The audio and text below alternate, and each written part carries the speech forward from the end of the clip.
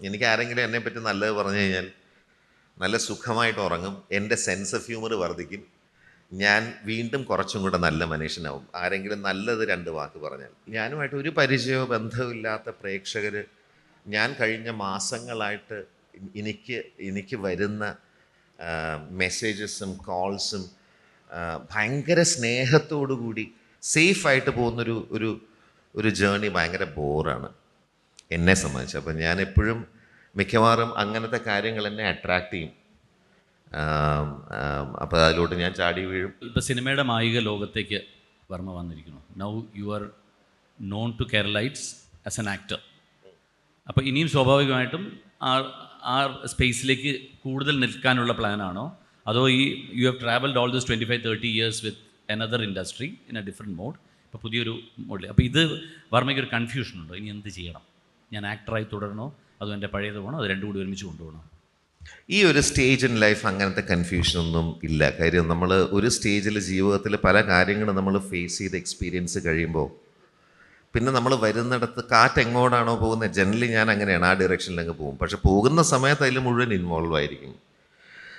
പിന്നെ സിനിമ എന്ന് പറയുന്ന ഓഫ് കോഴ്സ് ക്യാമറയുടെ മുമ്പിൽ ആദ്യമായിട്ടാണെങ്കിലും ഞാൻ സിനിമയിൽ നിന്ന് പോയതാണ്.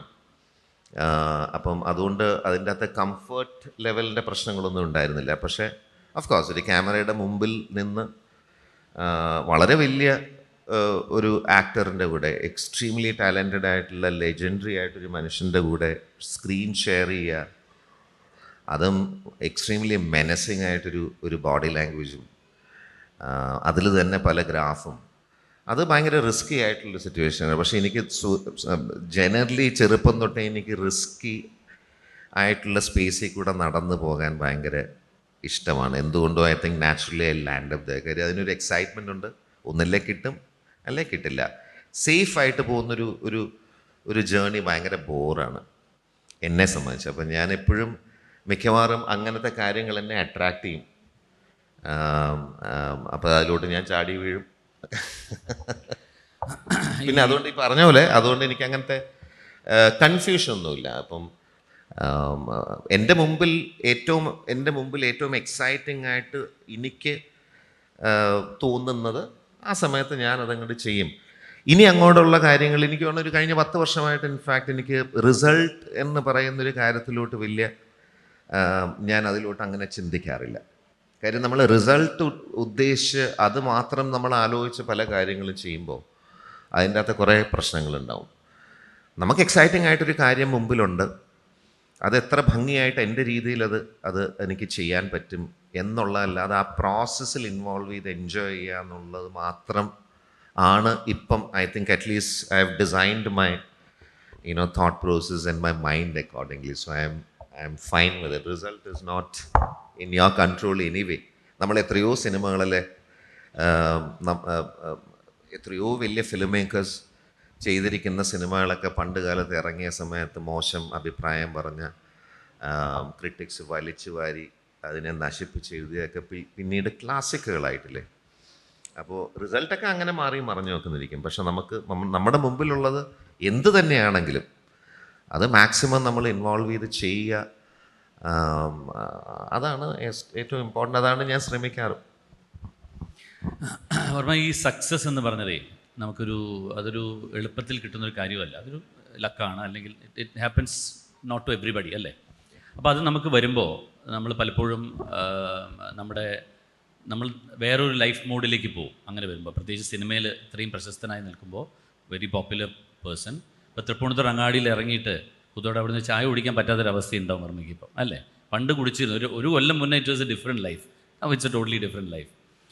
ഇതിൽ ഈ പ്രൈവസി നഷ്ടപ്പെടുക എന്നുള്ളതിനപ്പുറത്തേക്ക് are you missing something in this life, in this new life as an actor? It's quite exciting actually. എനിക്ക് അങ്ങനത്തെ കാര്യം, നമ്മൾ ഓരോ ജീവിതത്തിൽ ഓരോ കാര്യങ്ങൾ മുമ്പിൽ വരുമ്പോൾ, ഓപ്പർച്യൂണിറ്റി വരുമ്പോൾ നമ്മളത് ചെയ്യുക, അത് വർക്ക് ചെയ്യുക.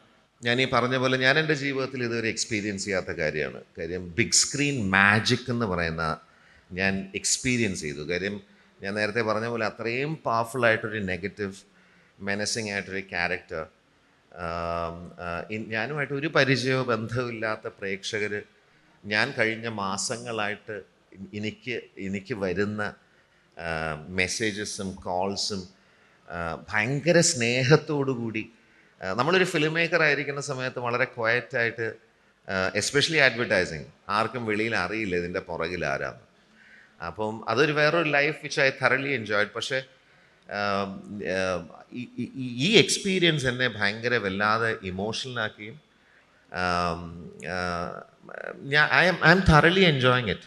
ഇപ്പോൾ ചായ കുടിക്കുക എന്നൊക്കെ പറയുന്ന വിഷയമല്ലല്ലോ, അത് കുഴപ്പമൊന്നുമില്ല. ചായ കുടിക്കുക എവിടെയെങ്കിലും മാനേജ് ചെയ്യാം. എയർപോർട്ട് പോകുന്നു അല്ലേ, wherever you go, you get that aura. But at least right now I am enjoying it. Good. പിന്നെ വേറൊരു വലിയൊരു ഗുണം ഉണ്ടായത്, ഈ പറഞ്ഞ പോലെ എസ്പെഷ്യലി ആഡ് ഫിൽം മേക്കർ, എനിക്ക് തോന്നുന്ന ലോകത്തെങ്ങും ഒരു ഫിൽം മേക്കറിനും അഡ്വർടൈസിങ് ബന്ധപ്പെട്ട് ഇങ്ങനെ ഒരു സിറ്റുവേഷൻ ഉണ്ടാകാൻ വഴിയില്ല. കാര്യം നമുക്ക് തീർച്ചയായിട്ടും, എനിക്ക് ശരിക്കും ചെറുപ്പം തൊട്ടേ അപ്രീസിയേഷൻ എന്ന് പറയുന്നൊരു കാര്യം ഞാൻ ശരിക്കും ക്രേവ് ചെയ്യുന്നതാണ്. എനിക്ക് ആരെങ്കിലും എന്നെപ്പറ്റി നല്ലത് പറഞ്ഞു കഴിഞ്ഞാൽ നല്ല സുഖമായിട്ട് ഉറങ്ങും, എൻ്റെ സെൻസ് ഓഫ് ഹ്യൂമർ വർദ്ധിക്കും, ഞാൻ വീണ്ടും കുറച്ചും കൂടെ നല്ല മനുഷ്യനാവും ആരെങ്കിലും നല്ലത് 2 വാക്ക് പറഞ്ഞാൽ. ചെറുപ്പകാലത്ത് വളരെ ബുദ്ധിമുട്ടായിരുന്നു അത് കേൾക്കാൻ. കാര്യം പഠിക്കാൻ മോശമായതുകൊണ്ട് എപ്പോഴും വഴക്കും തല്ലുമൊക്കെ ആയിരുന്നു. അപ്പോൾ എന്തെങ്കിലും നല്ല കാര്യം പറയുക എന്ന് പറയുന്നത്, അപ്പോൾ കഴിഞ്ഞ കുറേ മാസങ്ങളായിട്ട് in fact I'm so happy. അത് ഞാൻ ശരിക്കും thoroughly enjoying that process. Yeah.